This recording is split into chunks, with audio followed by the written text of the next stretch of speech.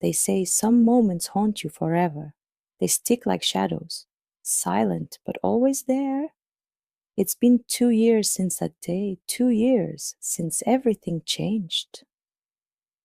It was supposed to be simple, a beach trip with my son Leonard.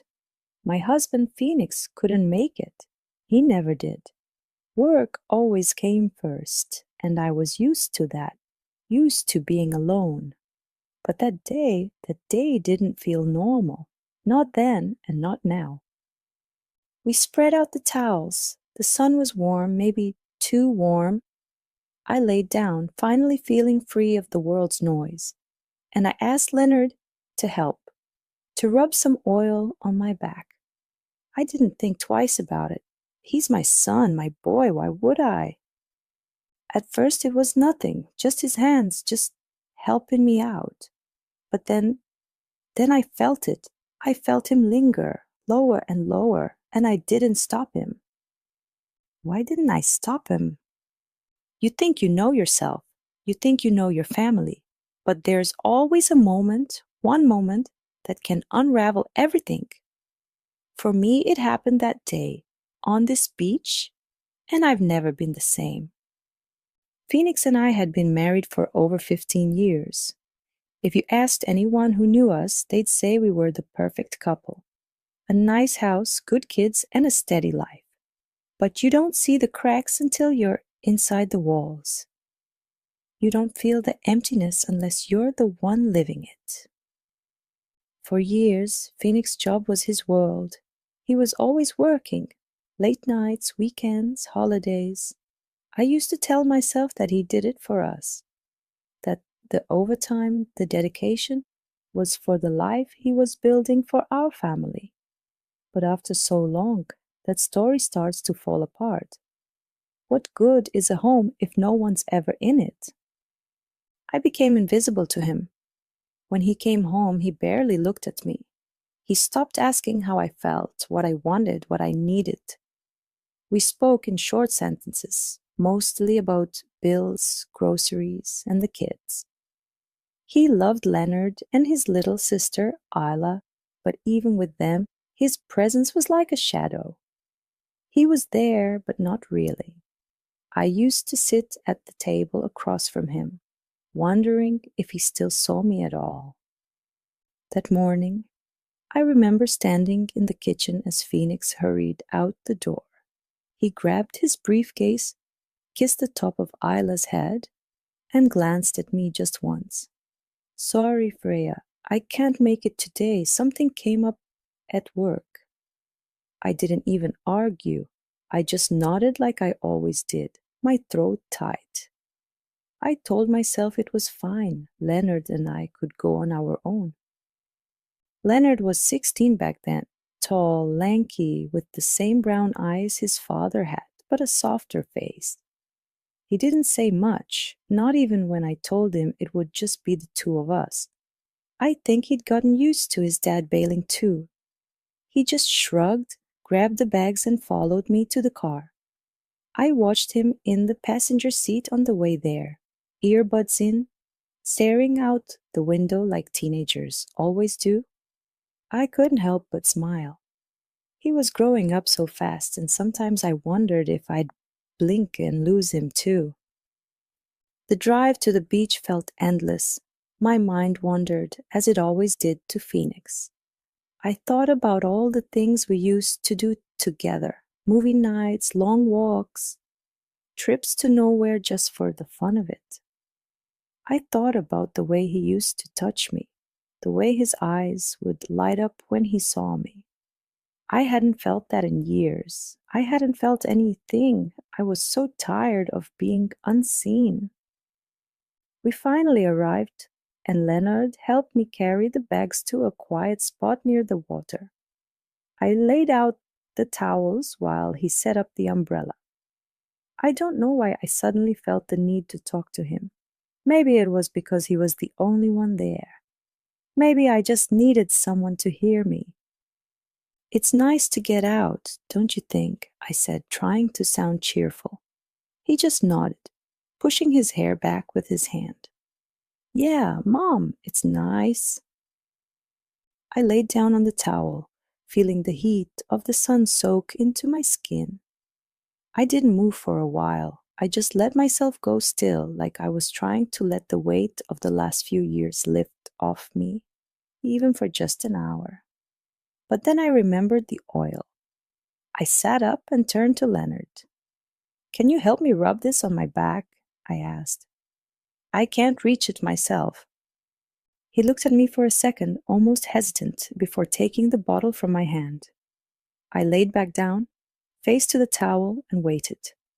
The first touch was gentle, careful. His hands were unsure, like he didn't want to hurt me. I smiled to myself because it reminded me of when he was little, when he used to hold my hand to cross the street. His hands had been so small back then. "You can press a little harder," I told him, my voice muffled. "It's okay." He listened, and his hands grew more firm as he rubbed the oil across my shoulders and down my back. I closed my eyes and tried to focus on the warmth, the rhythm of his touch. For a moment, I let myself enjoy it. It had been so long since anyone had touched me at all, and that thought hit me harder than I wanted to admit. But then I felt his hands move lower, slowly, carefully, down the curve of my back. My breath caught in my throat, and I opened my mouth to say something, but nothing came out. My mind raced, but I stayed silent. I told myself it was fine, that he was just helping, that I was imagining things. But I wasn't. His hands hovered there for a moment, near the edge of where my towel ended. I could feel his hesitation. I could feel my own. And instead of stopping him, I said it. "It's okay. You can rub there too." The words hung in the air like something poisonous, and the moment they left my mouth, I knew I couldn't take them back. Leonard didn't say anything. He didn't stop either. I squeezed my eyes shut and felt his hands on me, lower than they should have been. My heart was pounding so hard I thought he might hear it. I wanted to move, to sit up, to tell him to stop, but I didn't. I couldn't. I let it happen. Even now, I don't know why. Maybe it was the loneliness. Maybe I was too desperate to feel wanted, even if it was wrong. Or maybe I just didn't care anymore. That day on the beach, everything inside me broke. And nothing would ever be the same again. By the way, if you've made it this far into the story, thank you for sticking with me. I know it's not an easy thing to hear, and I appreciate you listening. If you're finding this video interesting, or if you think there's someone who could relate to what I'm sharing, please take a moment to hit that like button and subscribe. It really helps me keep sharing stories like this and lets me know I'm not alone out here. All right, let's get back to it. After that day at the beach, something shifted. I couldn't ignore it, what I felt, what I saw, and how Leonard looked at me afterward. It wasn't just a lingering gaze or a passing moment. It was constant. Every time I caught his eye, there was something different in him, something I didn't want to name, but couldn't unsee. I tried to bury it. When we got back home that evening, I did everything I could to act normal. I made dinner. I asked Leonard about school. I folded laundry late into the night, my hands shaking the whole time. I kept replaying everything that happened. His hands, the way he lingered, the tension I felt in my own body. I hated myself for it, and I hated him for making me feel this way about my own son. Phoenix didn't notice a thing. He came home late, as usual, his tie loose, his face tired. He kissed my cheek out of habit, just a ghost of what it used to be. "Long day?" I asked, hoping for some kind of conversation. He grunted and nodded, already halfway to the living room. It was always like this. His presence felt like an afterthought, I felt invisible again. That night I lay in bed, staring at the ceiling while Phoenix snored softly beside me. The house was quiet, but my mind wasn't. I kept thinking about Leonard, about his hands and his gaze. I knew it wasn't right. I knew I should stop it, whatever it was, before it went any further. But there was another part of me, something dark, something lonely, that wanted to hold on to it, that craved the attention, the touch, the feeling of being seen. The days passed and Leonard didn't say anything, but his silence was louder than words. He didn't avoid me, not exactly. Instead, it was like he stayed closer. I'd catch him watching me when I cooked, when I cleaned, when I sat alone on the couch at night. And I let it happen. I didn't stop him. I didn't stop myself. Then came the next weekend. It was hot again, and the house felt stifling. Phoenix was gone, working some last-minute shift, leaving me and Leonard alone, just like before. I asked him if he wanted to go back to the beach, just the two of us. I don't know why I did it. Maybe I thought being outside would help clear my mind. Maybe I wanted to test myself, to see if I could push it all away. The drive was quiet this time. Leonard didn't wear his earbuds, though. He just sat there looking out the window, his knee bouncing restlessly. I wanted to say something, anything to break the silence, but every time I opened my mouth, the words stuck in my throat. When we got to the beach, it was almost empty. I remember how blue the water looked, how the wind felt on my face. I spread out the towels again, just like before, and Leonard helped me set everything up. I didn't ask him to rub oil on my back this time. I couldn't. Instead, I laid there with my eyes closed, pretending everything was fine. But even with my eyes shut, I could feel his gaze. I could feel him watching me. The real breaking point came later that afternoon. We decided to rinse off at the beach showers before heading home. It was supposed to be quick, just to get the sand off our skin. But something happened then that I still can't explain. When we reached the showers, Leonard stepped under first, letting the water run down his back. I stood off to the side, watching him for a moment before I stepped in too. I don't know what came over me, but I peeled off my outer clothing and stood beside him, the water cool against my skin. Leonard looked at me, startled. I don't know if it was surprise, confusion, or something else entirely, but he didn't say a word. I glanced at him then, really looked at him, and said, "You should take off your shorts too. You need to rinse properly." I don't know why I said it. Maybe I wanted to prove to myself that I could be in control, that I could make this stop, or maybe I was testing him, testing myself. He hesitated for a second, then did as I said, sliding his shorts off.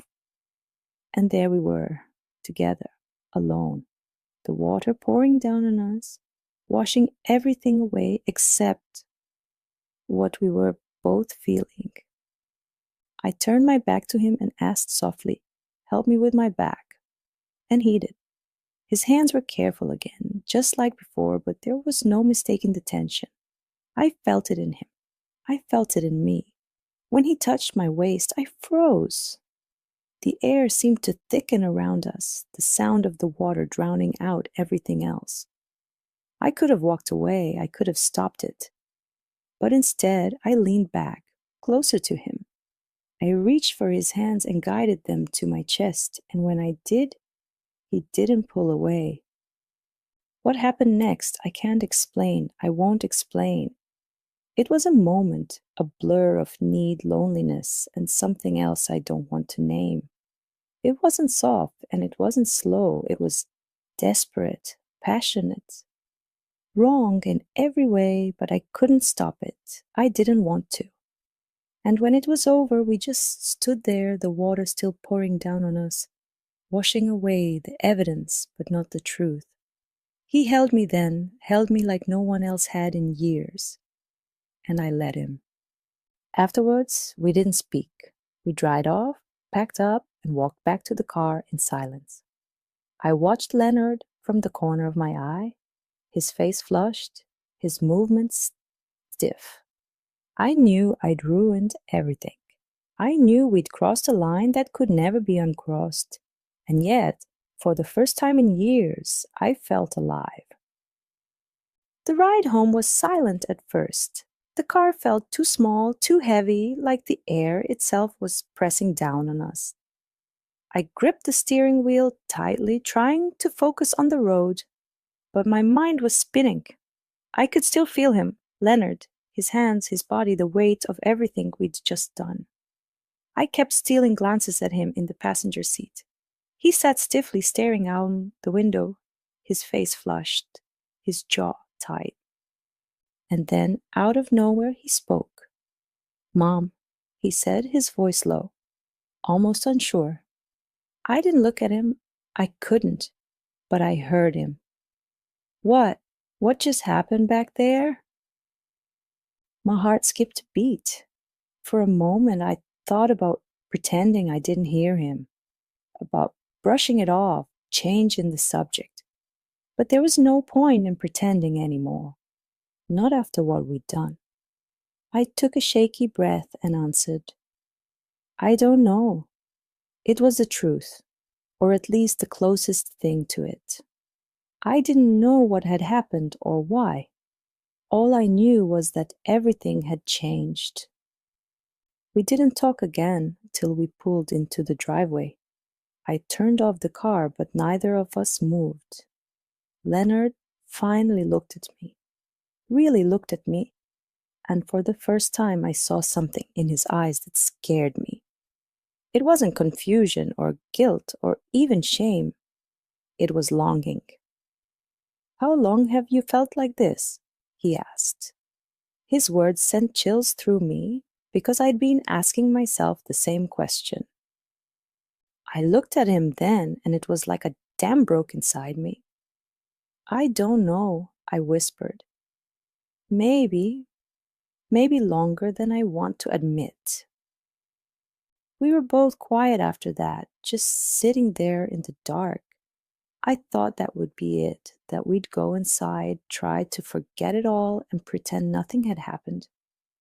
But Leonard had other ideas. Before I could open the door, he leaned over and kissed me. It was soft at first, hesitant, like he was afraid I'd pull away. But I didn't. I let him kiss me, and I kissed him back. And then I lost control. I don't know if it was the loneliness, the years of neglect, or the way Leonard looked at me like no one had in so long. But I let it happen. Right there, outside our house, Leonard pulled me into him, his hands sliding over me like they belonged there. I felt alive. I felt wanted. I felt seen. For the first time in years, I didn't care about anything else.